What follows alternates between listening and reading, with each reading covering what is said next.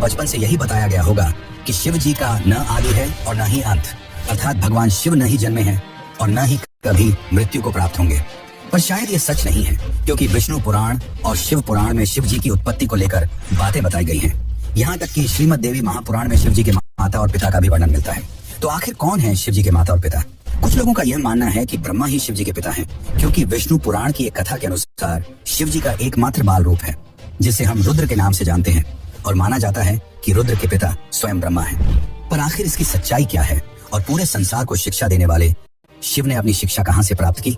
तो चलिए जानते हैं शिव जी के जन्म का असली रहस्य। लेकिन उससे पहले वीडियो को लाइक करके कमेंट में हर हर महादेव जरूर लिखें। शिव पुराण के अनुसार शिव जी अजन्मे हैं, यानी कि उनका जन्म नहीं हुआ है, और वे स्वयंभू हैं, यानी कि खुद से ही उत्पन्न हुए हैं।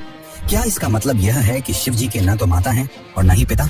लेकिन विष्णु पुराण में तो कुछ और ही लिखा मिलता है, जिसके अनुसार विष्णु जी के नाभि से निकले कमल से ब्रह्मा जी की उत्पत्ति हुई और उनके माथे के तेज से शिव की उत्पत्ति हुई, जिसके कारण शिव जी को ज्यादातर समय ध्यान मुद्रा में दिखाया जाता है। लेकिन शिव पुराण में तो इसका उल्टा लिखा मिलता है, जिसके अनुसार एक बार जब शिव जी अपने घुटनों को मल रहे थे तो उनके घुटनों के मैल से श्री हरि विष्णु की उत्पत्ति हुई। अब इस मामले में तो दोनों पुराणों में अलग अलग बातें बताई गई हैं, परंतु विष्णु पुराण की एक और कथा के अनुसार ब्रह्मा ही शिव जी के पिता हैं। क्या यह सच है? तो चलिए जानते हैं इसकी सच्चाई। लेकिन उस कथा को समझने से पहले एक और कथा को जान लेते हैं जो काफी ज्यादा प्रसिद्ध है। और इसी कथा के अनुसार शिव जी को आदि अनादि का दर्जा मिला, यानी कि न ही उनका कोई शुरुआत है और न ही अंत।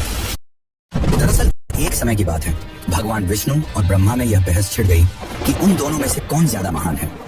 ब्रह्मा को अपने सृष्टिकर्ता और सृष्टि को रचने का अभिमान था, वहीं विष्णु को इस जगत के पालनहार होने का घमंड था। दोनों के बीच की बहस काफी बढ़ गई और तभी दोनों के बीच में एक विशाल का खंभा खड़ा हुआ। उस खंभे के अंदर से आवाज आई कि जो भी इस खंभे का आखिरी हिस्सा खोज लेगा वही सर्वश्रेष्ठ होगा। यह सुनकर दोनों ने खंभे का आखिरी छोर खोजने का निर्णय लिया। ब्रह्मा जी ने एक हंस का रूप धारण किया और खंभे का ऊपरी हिस्सा खोजने के लिए उड़ चले। वहीं विष्णु ने एक वराह का रूप लिया और खंभे का निचला हिस्सा खोजने को निकल पड़े। हजारों वर्षों तक खोजने के बावजूद दोनों को उसका आखिरी छोर नहीं मिला, जिसके पश्चात वे थक हार कर वापस लौट आए। अंततः खंभे के भीतर से शिव जी प्रकट हुए। यह कथा यह दर्शाती है कि शिव जी का न तो आदि है और न ही अंत। लेकिन दोस्तों, क्या आपको पता है, इसी दौरान जब विष्णु और ब्रह्मा थक हार कर वापस लौटे और जब शिव जी प्रकट हुए, तब उन्होंने दोनों से पूछा कि क्या आपको खंभे का आखिरी छोर मिला? विष्णु ने निराशा भरे शब्दों में कहा कि मैं इसका आखिरी हिस्सा खोजने में असफल रहा, परंतु ब्रह्मा जी ने यह झूठ बोला कि वह इसका आखिरी हिस्सा खोजने में सफल रहे। ये बात सुनकर शिव जी काफी क्रोधित हुए और ब्रह्मा को श्राप दिया कि आज से पृथ्वी लोक पर तुम्हारी कोई पूजा नहीं करेगा, जिसके कारण आज भी ब्रह्मा जी का न तो ज्यादा कोई मंदिर है और न ही उन्हें पूजा जाता है। वैसे दोस्तों, इसके पीछे एक और कथा है जो भगवान ब्रह्मा और उनकी पुत्री से जुड़ा हुआ है, पर हम उसकी बात किसी और वीडियो में करेंगे। अभी हम ये जान लेते हैं कि क्यों शिव जी को ब्रह्मा का पुत्र बताया जाता है, आखिर इसके पीछे क्या सच्चाई है। तो चलिए अब इस कथा को भी जानते हैं। विष्णु पुराण के अनुसार सृष्टि के प्रारंभिक काल में जब सब कुछ यानी कि पूरा ब्रह्मांड जलमग्न था, न कोई देवता, न दानव और न ही कोई जीव जंतु, तब केवल श्री हरि विष्णु ही क्षीर सागर पर शेषनाग पर विश्राम कर रहे थे और उनकी नाभि से निकले कमल से ब्रह्मा जी की उत्पत्ति हुई। इसके पश्चात ब्रह्मा जी और विष्णु जी इस सृष्टि की उत्पत्ति और रचना को लेकर बातें करने लगे। इसी दौरान शिव जी भी वहां प्रकट हुए। जब शिव जी वहां प्रकट हुए तब ब्रह्मा ने उन्हें पहचानने से इनकार कर दिया, जिससे शिव रूठ गए और वहां से चले गए। तब विष्णु ने ब्रह्मा को दिव्य दृष्टि प्रदान की, जिसके पश्चात ब्रह्मा जी को अपनी गलती का एहसास हुआ। तब ब्रह्मा जी ने शिव जी से माफी मांगी और उनसे यह वरदान मांगा कि वे उनके पुत्र रूप में जन्म ले। शिव जी ने ब्रह्मा की प्रार्थना स्वीकार की और उन्हें आशीर्वाद दिया कि वे उनके पुत्र रूप में जन्म लेंगे। हजारों साल बीत जाने के बाद जब ब्रह्मा जी ने इस सृष्टि की रचना शुरू की, तब उन्हें एक बच्चे की जरूरत पड़ी और तब उन्हें शिव जी का आशीर्वाद याद आया। जिसके बाद ब्रह्मा जी ने कठोर तपस्या की और उनकी तपस्या से प्रसन्न होकर भगवान शिव एक बालक रूप में उनकी गोद में प्रकट हुए। आपकी जानकारी के लिए बता दूं कि यह भगवान शिव का एकमात्र बाल रूप है। दरअसल जब शिव जी बाल रूप में प्रकट हुए तो काफी ज्यादा रोने लगे और जब ब्रह्मा जी ने उनके रोने का कारण पूछा तो उन्होंने बड़ी ही मासूमियत से कहा कि वे इसलिए रो रहे हैं क्योंकि उनका कोई नाम नहीं है। तब ब्रह्मा जी ने उन्हें रुद्र नाम दिया, जिसका अर्थ होता है रोने वाला। परंतु इसके बावजूद भी शिव जी शांत नहीं हुए क्योंकि उन्हें यह नाम पसंद नहीं आया। जिसके बाद ब्रह्मा ने उन्हें दूसरा नाम दिया जो है सर्व, पर शिव जी को यह नाम भी पसंद नहीं आया। जिसके बाद ब्रह्मा ने उन्हें और भी नाम दिए जैसे भव, उग्र, भीम, पशुपति, ईशान, महादेव, और इसी तरह ब्रह्मा जी ने शिव जी को 108 नाम दिए और माना जाता है कि यह सारे नाम धरती पर ही लिखे गए थे। पर दोस्तों, शिव जी के जन्म की असली सच्चाई तो अभी तक हमने नहीं जानी। तो चलिए अब हम जानते हैं शिव के जन्म की असली कहानी। आखिर कौन है उनके माता पिता। लेकिन उससे पहले आपसे एक विनती है कि अगर आपको यह वीडियो अच्छी लग रही है तो इसे अपने दोस्तों, रिश्तेदारों और अन्य शिव भक्तों को जरूर शेयर करें और कमेंट में लिखें हर हर महादेव। श्रीमद् देवी भागवत पुराण में शिव जी के माता पिता और उनके जन्म की बातें बताई गई हैं। यहाँ तक कि इसमें त्रिदेवों यानी कि ब्रह्मा और विष्णु के भी जन्म की सच्चाई देखने को मिलती है। दरअसल जब हम शिव कहते हैं तो वह निराकार ईश्वर की बात होती है, और जब हम सदाशिव कहते हैं तब ईश्वर महान आत्मा की बात होती है, और जब हम शंकर या महेश कहते हैं तो सती या पार्वती के पति महादेव की बात होती है। बस बहुत से भक्त यह भेद नहीं कर पाते और सभी को समान मानते हैं। अब श्रीमद् देवी महापुराण के अनुसार देखा जाए तो एक बार की बात है, नारद जी ने अपने पिता ब्रह्मा से पूछा कि इस सृष्टि की शुरुआत किसने की है, और साथ ही भगवान शिव, विष्णु और आपके पिता कौन है। तब ब्रह्मा ने उत्तर देते हुए कहा कि प्रकृति रूपी माँ दुर्गा और काल सदाशिव ही उनके माता पिता हैं, और उन्होंने ही त्रिदेवों यानी कि ब्रह्मा, विष्णु और शिव की रचना की है। शिव पुराण के अनुसार भी काल सदाशिव और पराशक्ति अंबिका ही शिव के माता पिता हैं, और इन सब में भी श्रेष्ठ हैं काल सदाशिव, क्योंकि उन्होंने ही पराशक्ति अंबिका की भी रचना की, जिनकी 8 भुजाएं थी और वे प्रकृति रूपी माँ दुर्गा भवानी कहलाई। बहुत प्राचीन समय की बात है, जब कुछ भी नहीं था, न आकाश, न धरती, न जीवन। उस समय केवल एक ही शक्ति थी, काल स्वरूप सदाशिव।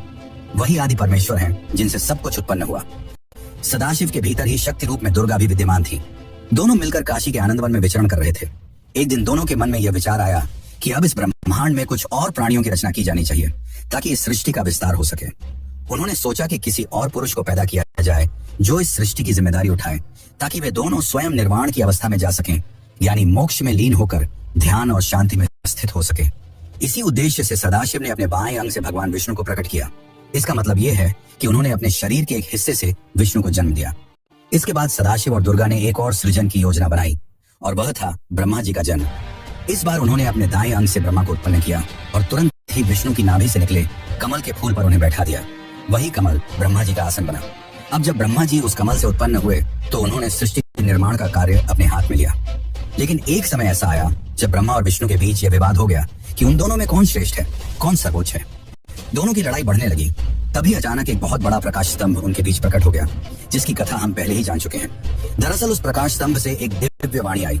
वह खुद ज्योतिर्लिंग रूप में काल थे। उन्होंने ब्रह्मा और विष्णु से कहा, पुत्रों, तुम दोनों ने बहुत तपस्या की है और इसी कारण तुमने मुझसे 2 विशेष कार्य प्राप्त किए हैं।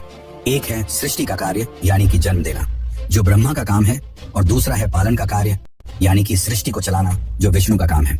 इसी प्रकार मेरा एक और रूप है रुद्र, जिससे मैंने संहार यानी कि विनाश के कार्य के लिए उत्पन्न लिया है। लेकिन काल सदाशिव ने यह भी स्पष्ट किया कि एक कार्य ऐसा है जो कोई नहीं कर सकता, और वह है कृपा करना। यह केवल सदाशिव ही कर सकते हैं। फिर सदाशिव ने कहा, रुद्र मेरे जैसा है, वह मेरे जैसा वस्त्र पहनता है, मेरे जैसा वाहन पर चलता है और मेरे जैसा अस्त्र शस्त्र रखता है। उसका रूप, वाहन और कार्य सब मेरे ही समान है। इस प्रकार यह कथा हमें बताती है कि संपूर्ण ब्रह्मांड की रचना सदाशिव और शक्ति रूपी दुर्गा से हुई है। ब्रह्मा, विष्णु, रुद्र, महेश ये सभी उनके अंश हैं, और उन्होंने अलग अलग कार्यों की जिम्मेदारी ली है ताकि सृष्टि ठीक तरह से चल सके। पर मित्रों, शिव जी की कहानी यहीं पर खत्म नहीं होती। एक और रोचक कथा है, जिसके अनुसार एक बार कुछ साधु संतों ने भगवान शिव से उनके जन्म के बारे में पूछा। तब भगवान शिव ने जो उत्तर दिया वो चौंकाने वाला था।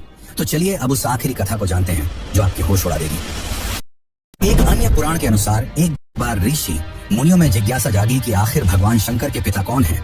ये सवाल उन्होंने शंकर जी से ही पूछ लिया कि हे महादेव, आप सबके जन्मदाता हैं, लेकिन आपका जन्मदाता कौन है? आपके माता पिता का क्या नाम है? इस प्रश्न का उत्तर देते हुए भगवान शिव ने कहा, हे मुनिवर, मेरे जन्मदाता भगवान ब्रह्मा हैं। मुझे सृष्टि का निर्माण करने वाले भगवान ब्रह्मा ने जन्म दिया है। इसके बाद ऋषियों ने एक बार फिर भगवान शंकर से पूछा कि यदि ये आपके पिता हैं तो आपके दादा कौन हुए? तब शिव ने उत्तर देते हुए कहा कि इस सृष्टि का पालन करने वाले भगवान श्री हरि अर्थात भगवान विष्णु ही मेरे दादाजी हैं। भगवान की इस लीला से अनजान ऋषियों ने फिर से एक और प्रश्न किया कि जब आपके पिता ब्रह्मा हैं, दादा विष्णु, तो आपके परदादा कौन है? तब शिव ने मुस्कुराते हुए उत्तर दिया कि स्वयं भगवान शिव। इसके बाद ऋषि मुनि समझ गए कि शिव जी से बढ़कर न कोई है न कोई होगा। वैसे दोस्तों, क्या आपको पता है कि भगवान शिव को उनके आभूषण कहाँ से मिले? शिव जी अपने शरीर पर कई आभूषण धारण करते हैं, जैसे कि गंगा, चंद्रमा, वासुकी नाग, त्रिशूल, डमरू, भस्म आदि। आखिर उन्हें ये सारे आभूषण और शस्त्र कहाँ से मिले? और क्या है नंदी का रहस्य जो आपको भी हैरान कर देगा? और अगर आप भी इन रहस्यों को जानना चाहते हैं तो हमें कमेंट में जरूर बताइए, जिससे मैं इसके लिए एक अलग से वीडियो बना सकूं। लेकिन इस कथा का तात्पर्य केवल यही है कि शिव जी आदि अनादि हैं, वही अंत हैं और वही शुरुआत है। वे सृष्टि के जन्म के पहले भी थे और सृष्टि के विनाश के बाद भी रहेंगे। शिव जो काल से भी परे हैं, जो श्मशानवासी हैं, जिन्हें मृत्यु